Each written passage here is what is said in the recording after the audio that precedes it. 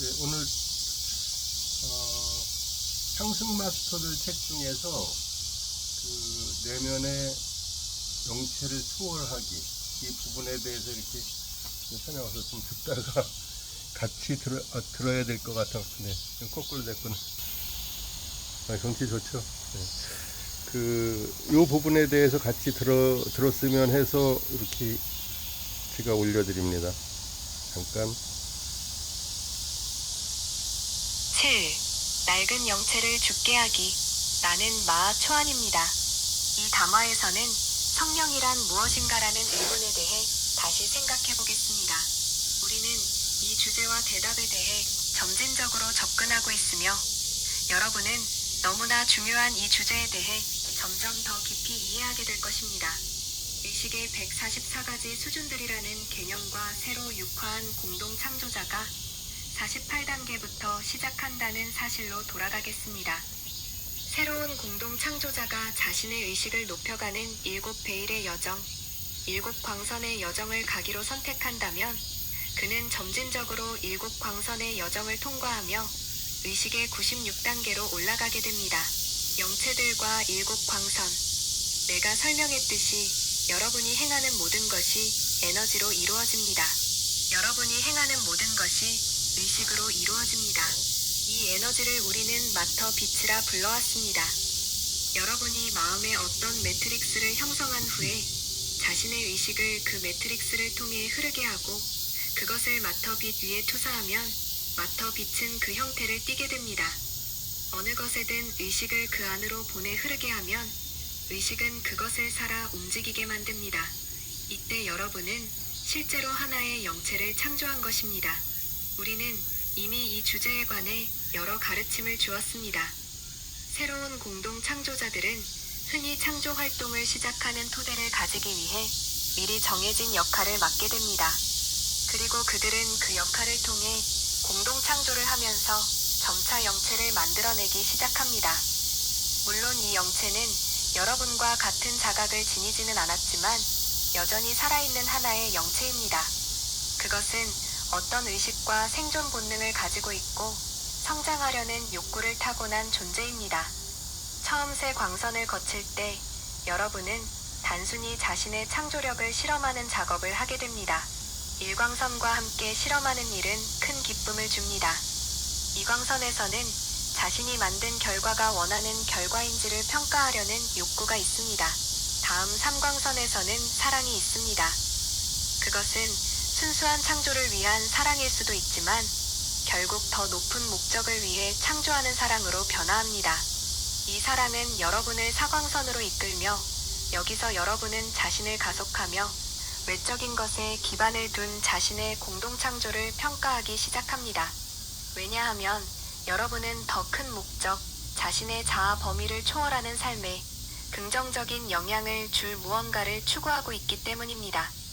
이것은 5, 6, 7광선을 통과하기까지 계속되며 여러분이 의식의 95에서 96단계에 이르면 커다란 비약적인 도약을 할지 아니면 그 지점까지 창조한 것을 더 강화해 나갈지를 선택하는 인문에 직면합니다. 여러분이 창조한 영체는 여러분이 아닙니다. 그러면 여러분이 창조한 것은 무엇입니까? 여러분은 하나의 영체인 외면의 자아를 창조했습니다. 의식하는 자아란 개념에서 가장 중요한 점은 의식하는 자아가 외면의 영체를 창조했지만 의식하는 자아는 그 영체가 아니라는 사실입니다. 의식하는 자아는 그 영체가 되지 않았으며 그 영체로 인해 변하지도 않았습니다. 의식하는 자아는 항상 열린 문으로 있기 위해 창조되었으며 그 이상도 그 이하도 아닙니다. 7광선의 입문을 완수한 지점에서 직면하는 시험은 이제 여러분이 창조한 영체를 죽게 두고 더 높은 자아감으로 다시 태어나겠는가 하는 것입니다. 예수께서 니고데모에게 하늘에서 내려온 자만이 다시 하늘나라로 올라갈 수 있다라고 상징적으로 말씀하셨을 때 바로 이것을 암시했던 것입니다. 이는 의식하는 자아를 가리킨 말씀이었습니다. 오직 의식하는 자아만이 영적인 영역으로 다시 상승할 수 있습니다. 여러분이 창조한 영체, 많은 사람이 영혼으로 부르는 그것은 영적인 영역으로 상승할 수가 없습니다. 사랑하는 이들이여, 영체인 영혼은 상승할 수 없습니다. 상승할 수 있는 것은 그 영체를 통해 얻었던 긍정적인 경험들이며 그 경험들은 원인체의 일부로 통합됩니다. 그러나 영체 자체는 상승할 수 없습니다.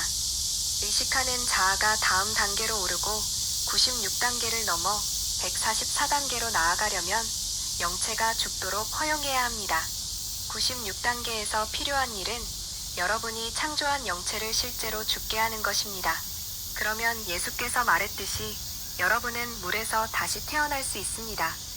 물에서 다시 태어나 새로운 자아를 입게 되는데 물론 이것이 옛 자아와 완전히 다르지는 않습니다.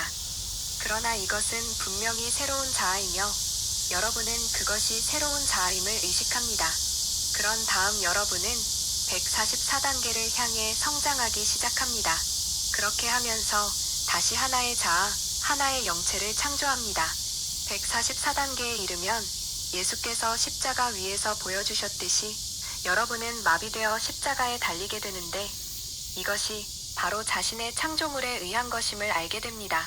여러분은 십자가에 매달린 채 아무도 여러분을 자신의 창조물과 자신이 창조한 영체에서 구해주러 오지 않음을 봅니다. 그 유령을 내려놓고 또 한 번 그 영체를 죽게 해서 다시 태어나야 하는 사람은 바로 여러분입니다. 그럼으로써 여러분은 상승 화염의 의례를 통해 불에서 다시 태어날 수 있습니다. 상승 화염은 여러분 존재를 완전히 가속해주며 이 가속 여정에서 여러분을 이 지점까지 데려온 영체의 매트릭스는 산산조각 나서 소멸됩니다. 여기까지 들어봤는데 얘기들이 좀 약간 좀 어렵죠.